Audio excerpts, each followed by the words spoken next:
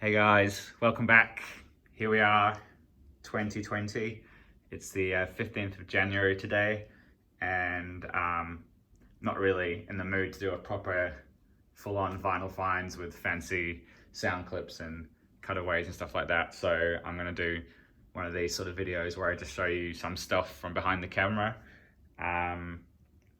About 5 or 6 of these I've shown before in my Melbourne video where I was up in the apartment, and I just bought them, so I didn't really give you much of a idea of what they sounded like, so I'm gonna go through those pretty quickly. But yeah, that's what we're gonna do today. This is a kind of a short, brief, quickly put together video. I did mention that I found this record here in Melbourne, which I was really happy about. It's something you don't see very often in this part of the world, it's taken me, 4 or 5 years to find this record. It was recorded around about the same time as The Dragon, but it doesn't sound like that at all, really. The cool thing about this is it's got a couple of UK jazz-ish guys on it. Tony Oxley, the amazing jazz drummer, and I think Brian Ogden is a name I recognize, possibly maybe to do with Soft Machine or Gong, maybe not. Maybe I'm making that up, but yeah, this is really fantastic. Look at that artwork. This is basically Vangelis doing avant-garde electronic jazz, but not jazz fusion, just bleepy mixed with avant-garde drums and really spacious sounds. And yeah, it's pretty out there. Super interesting. It definitely has a jazz feel to it more than an electronic feel, but he does use a lot of that. What's that synthesizer thing he uses? I have forgotten the name of it. Just says keyboards on here. Anyway, wonderful record. If you see this, track it down. It should be pretty cheap. The next one is something that has been in my local store for a few years, and I hadn't picked it up. Now I've rectified that. It's something that the VC taught me about a few years ago. I remember I think some dead stock copies got released of the original presses of this, and they were quite expensive, but still pretty cheap compared to what they were going for before that, and a few people picked up that. So this is actually the reissue of it, which I'm really happy with. It still sounds really decent. I think it's like basically an unofficial bootleg. But what is this? This is Mullah, and the album is called Woe Ye Demons Possessed. This absolutely blew me away. I didn't know quite what to expect, but it was so much better than I thought. It's very hard to describe. A very loose description on Discogs is American krautrock, which isn't that far away, I guess. It really takes, it's very psychedelic, very heavy, very trippy. It really takes your brain away to a different space. Yeah, it's a trip. I'll leave it at that. Mullah, Woe Ye Demons Possessed. One of my favorite listening experiences in a long time, actually. It was really nice to go in there not really knowing exactly what it was going to be. So that blew me away. Next one I picked up in Melbourne, A Message from Mozambique, Juju. This is the Blackfire reissue from, I think it was around 98, something like that. Originally on Strata East. Yeah, this is a really cool, really deep spiritual free jazz record. It sounds exactly like what you would imagine. At that time, I've been listening to this a couple of times, but my head's just not in a free jazz space right now, so it's hard. I can appreciate and really, I can see where they're going, but it hasn't absolutely blown me away as of yet. Yeah, this features guys that played with, interesting. This must be a cover or something to do with, if you guys recognize this guy here, is that Nadiko Saba. He had that reissue on, forgotten the name of it. Matsulu Music, no, was it Matsulu Music? And the Natives? Anyway, here we go. Yeah, really good, really deep spiritual free jazz record. There's a lot going on in that one. Actuala Pento Volante. This is a reissue, of course, originally out on Blah Blah in 73. This is a Blah Blah reissue, I think from around 2003, something like that. Yeah, wow, this is cool. This is it's a bit different to what I was expecting because I really enjoyed the other one, which now I've completely forgotten. Hang on, I've got it over here somewhere. This one, I think it's just Actuale self-titled, and this one blew my mind when I heard it. So this Pento Volante is the one. This is the first one, I think, and it definitely sounds a bit more lo-fi. The quality of it isn't fantastic, but the music is definitely really interesting. Spiritual world music, I guess, based from a jazz background. These guys are Italian. There's nothing obviously Italian about it, apart from some of the track titles.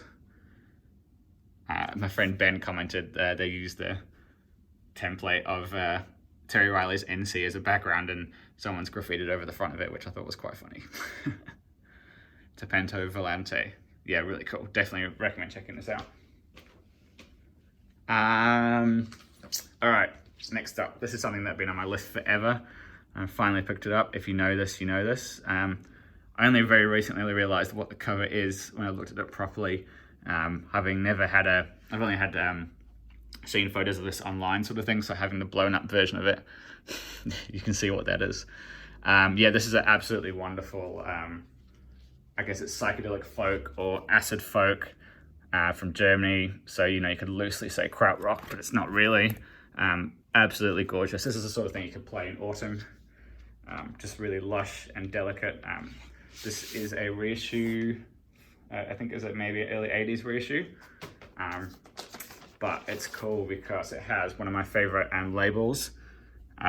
This Pills label here with the mushroom on it, which you don't see very often. So yeah, really fantastic. It looks quite dirty here, but it's actually in immaculate shape. So I'm really happy to get that. So it's a German pressing from the early 80s, I think. Stoked, yeah.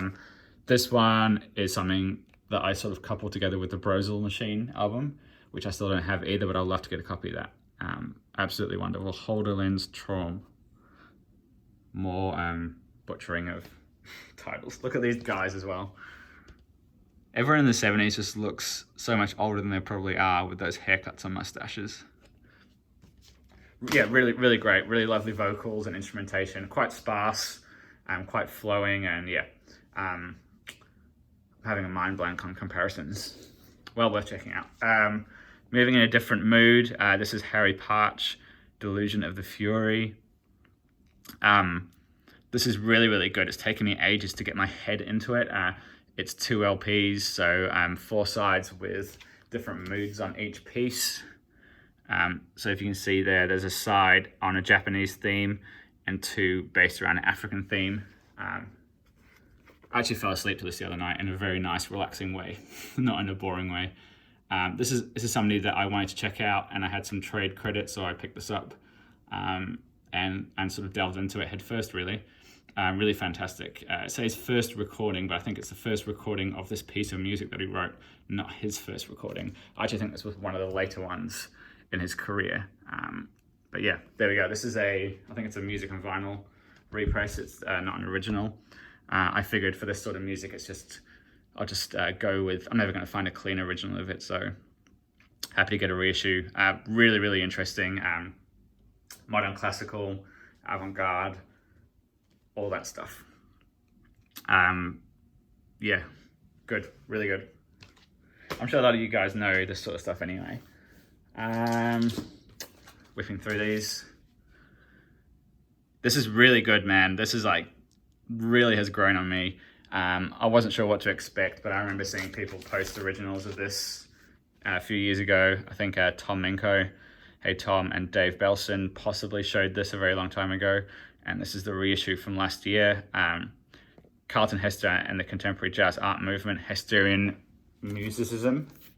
Now, the loose concept behind this is that Hester wanted to bring together something that combined music and artists together in a sort of instead of taking an approach to music that just focused on musicians, having artists and creative people to come together to create a piece, people that worked in theatre, stuff like that. So this has a very broad scope, and as a result, it's quite a flourishing, dramatic, bright record. There's lots of really wonderful flute playing going on here.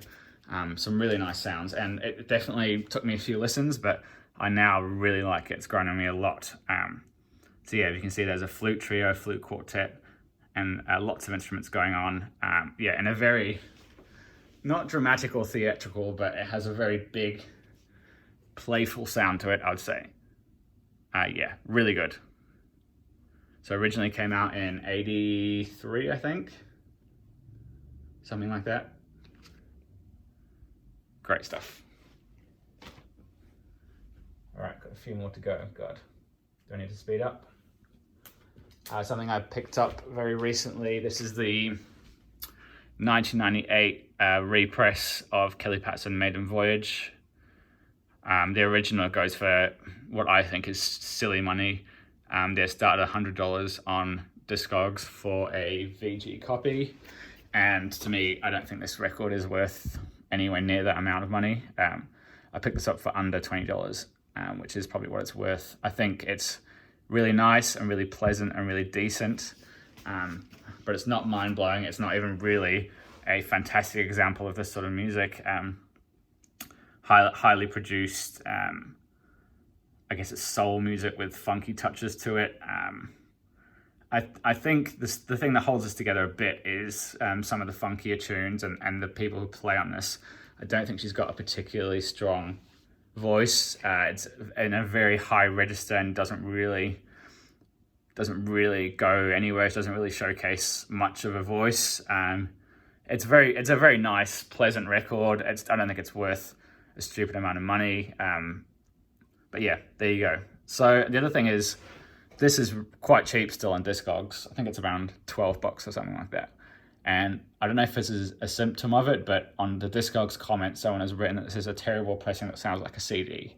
And it's just one comment, and I'm not sure if that is the reason the listing of this is the price is so low of it, because there's a pressing from a year later, and that goes for sort of $60. So apparently this one sounds terrible. It's from a CD, but I think this sounds really good, and I have no issues with it at all. And it sounded much better than I thought it was going to sound. Really loud and dynamic. So it's funny how one person's opinion can really shape. One comment on Discogs can really change the market for a record. And for all we know, that person could be playing on a Crosley turntable. They could have also, their hearing could be different. They could be playing it on a $50,000 system where it sounds flat. It's all relative, So it's just funny. I just noticed that it's quite funny how, the one comment can really change people's prices or opinions. But it's actually, if you see it, it's a really great pressing. So don't be discouraged by that one person's note. This is one that sneaked up on me. This came out in 2018. It's obviously summertime here, so I've been listening to this a lot through summer. This is Julian Dee Teal on the Soundway label. If you can read that hype sticker there, a synth-heavy sonic palette of future soul and percussive Afro house. Teal from New Zealand's Julian Dee features guest vocalist, blah, blah, blah, blah. And it's a 2 times 45 RPM double LP thingo. So yeah, this is really great summery music. Big sound, big beats, really good, really amazing mixture of percussive drumming and electronic drums mixed together. Massively influenced by, I guess, house music and especially 90s house music and bits of acid house. I guess Afro house music would be sort of part of it. You can tell this record is sort of made to be played loud, maybe in a club, in a big space. The thing with this is there's a lot. I mean, earlier Julian Dee stuff's been a bit more sparse and laid back and a bit more funkier, whereas this is there's a lot going on, and I think in parts there's almost too much going on. It can sound a bit crowded. It's a big sound, but there's a lot of layers upon layers upon layers of things, and it's quite a heavy mix. And I really enjoyed it when I was driving around in the car, with the windows down and chilling out when I'm doing housework and stuff like that. But when I sit down and listen to it, I find it quite tiring or full on in that sort of sense. I think it's a really great record and definitely worth a listen. But yeah, it's obviously made to be played loud in a big space for an audience, maybe not so much for me at home doing a critical listening session sort of thing. But in saying that, yeah, definitely worth a listen. It's one that when it came out, it didn't grab me at all. And I've just found myself listening to it more and more while I've been out and around. And yeah, I picked up a copy while I was away in Nelson. So there we go, Julian Dee Teal on Soundway 2018. Another New Zealand record that got a reissue is this thing here. I can't recommend it to you 100% because this comes from a place of nostalgia for me. This is basically New Zealand. Well, they used to be a pure drum and bass outfit, and this is sort of where they moved into a more pop or slightly more produced direction. This came out in 2006, so I was 21 at the time. I was 21. So this was perfect for going out to gigs and partying. I saw them play plenty of times. And it just sounds like New Zealand summer music for me. Yeah, it's some songs sound a bit dated to me and some are still absolutely classics. Like I really like the track One and I really like the track Summer Haze. Yeah, and Electric Dream. I think this is not their best record. I think the EP before this is really fantastic. And that comes from a more drum and bass and almost reggae roots sound. They sort of pull on a lot more traditional elements and they don't have as many synthesizers and electronic sounds to it. It's sort of more straight up drum and bass. After this, they sort of go into a really big pop, sort of, I guess, watered down drum and bass direction, which I'm not a fan of at all. But this is the crossover period for me where they just hold it in. This is the first time reissue ever on vinyl. It came out only on CD, so this is definitely a bit of a cash grab because it was quite expensive and it's done very cheaply. It's definitely mastered from a CD. The packaging is quite flimsy, but yeah, there you go. Shapeshifter Solstice. All right, getting to the tail end. Another one I found in Nelson. I basically picked this up because I vaguely recognize the name, and the artwork is absolutely fantastic. This is The Commandments of Dub by Shaka.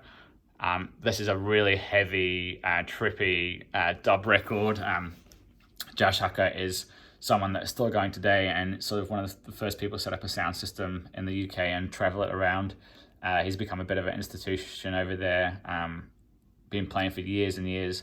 I think he originally worked in a studio, I can't remember which one exactly, and he ended up making his own sound system based on his experience there. This is The Commandments of Dub Part 1. I think there's about 12 records on this series. I could be wrong. But this is the first one of that. And yeah, the artwork just spoke to me. I did a needle drop in store. And yeah, I was really happy with it. Anyway, he layers, it's very busy again. There's lots going on in this dub mix. It makes a really heady psychedelic sound to it. There's he uses his police sample sirens throughout, echoey bongos, and yeah, it's a very deep dub record. Definitely worth checking out. I'm not sure how this relates, with the rest of his discography, but yeah, I couldn't pass it up, and I think it's really good. I just love that really cool artwork. So this came out on his Shaka, doesn't just be about Shaka music, but it's also on partnered with Rough Trade, which is kind of cool. I'll show you the label as well because I think it's really interesting. There you go. Oh. The King of the Zulu Tribe. I've been on a big reggae kick, as you probably noticed the past few months. This is one that I've been wanting for a while, and my local store were having a sale, and I got 20% off. It was quite expensive, but it's absolutely worth it. This is the Light of Saba. Now, confusingly, this is a 2005 reissue of, I think, a 71 album by the Light of Saba, which uses the same artwork, but without the Cedric I.M. Brooks on it. But this is actually a compilation of stuff that Cedric has done and produced with the Light of Saba. But yeah, this is really fantastic. Now, what sets this aside is there's it's a really wonderful and interesting fusion of reggae and jazz music and funk music bits of soul. There's a couple of African themed tracks on here, mixed with heavy dub. It's really good, and it's really engaging. It comes in a 2 LP set with this annoying as hell fold out thing. And you got an info sheet. Yeah, on Honest John's label. But yeah, it's really good. There's a few tracks on YouTube. But yeah, absolutely. The horn sections on here are really fantastic. This is something that I'd recommend if you're just getting into reggae from a jazz point of view. Yeah, Cedric and Brooks and the Light of Saba. Trying to recommend a song, but they're all really fantastic. After I got back from away, I went out and caught up with a mate. We had a few drinks, and I was walking back home by myself after a few beers. I was listening to this in my headphones, and it was just blowing my mind, and that sort of sealed the deal that I had to go the next day and pick up the record while it was still there. Yeah. Wonderful stuff. Really like that. I'm sort of feeling like I'm at the end of a reggae kick at the moment. I've been picking up some jazz things. God, 21 minutes. Jesus, I feel sorry for you all.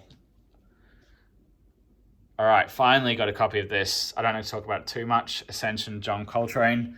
This was my first spin of the year. One that I've been missing for a long time. One of the big holes in my Coltrane collection. The other big hole being Interstellar Space. This is a early-ish pressing of this. I'm sure you all know this record. Coltrane really takes things into the stratosphere here, and he really shows he knows how to work with a bigger ensemble of people, moving away from a quartet. If you have a look here, I'm not going to read them out, but you can see there's some fantastic names on there. Yeah, so, I guess this is Coltrane really working with a bigger ensemble and really showing how he can arrange things and, take things in a big sound direction. Really landmark record. And from a graphic design point of view, I think that's an amazing cover that would have been so different for the time it came out. It would have stood out massively. Really minimal, really clean. It looks modern, even for today's standards. Speaking of holes in the collection, this was another one that I didn't have. Yes, I know. This is the ensemble record that everybody should own. It's probably also a very good starting point for fans of the art, who want to get into Ensemble of Chicago. It's probably a bit more accessible. There's some really funky tracks and parts. I think I need to slow down or take a break. Yeah, really, really cool. I got this really cheap, again, because it's the 2000 Universal Sound reissue. And I think it came out in 2000. It's since been repressed a handful of times. There's a gatefold version of it, but this is the non-gatefold. But yeah, amazing record. I really love this. I know it quite well, so I was happy to finally get a vinyl copy of it. If you're looking for an entry point into that ensemble, this will be a good place to go because it covers quite a few styles. And the famous track Theme de Yo-Yo would be a good place to start. Wonderful artwork again. All right, one more to go. It took way longer than I was expecting. This was another big ticket item for me, but I had to do it. My local got in this here, Cooking with the Miles Davis Quintet. Now, I have Working, Relaxing, and Steaming, so this was the last one I was missing. What they did have in store was, if you can see this here, this is the Analog Productions 45 RPM edition of it. So this is basically the best sounding version that you're ever going to get of this record. And it was quite expensive, but I talked myself into it over a few weeks. And when the sale came on, I went and grabbed it. So I'm really happy to get, the last one in the series I was missing. My other ones aren't Analog Productions, but that's okay because they're very expensive. This is a beautiful, beautiful record. The thing that blew me away about this is when you hear My Funny Valentine, which I know pretty well being a standard, it just takes it and puts so much emotion and feeling. This pressing has so much space and intimacy on it, and it's like I've never heard it before. It really opened my ears. It probably makes me want to go and get all of them at 45, but that's going to cost me a stupid amount of money, so I won't. But really happy to finally get this record here. Again, look at that for the first great quartet. Wait, 5 people. Ain't a quartet, mate. There we go. All right, you get to see my lovely face soon, I promise. But that's it for a while. See you guys. Have a good weekend. Cheers.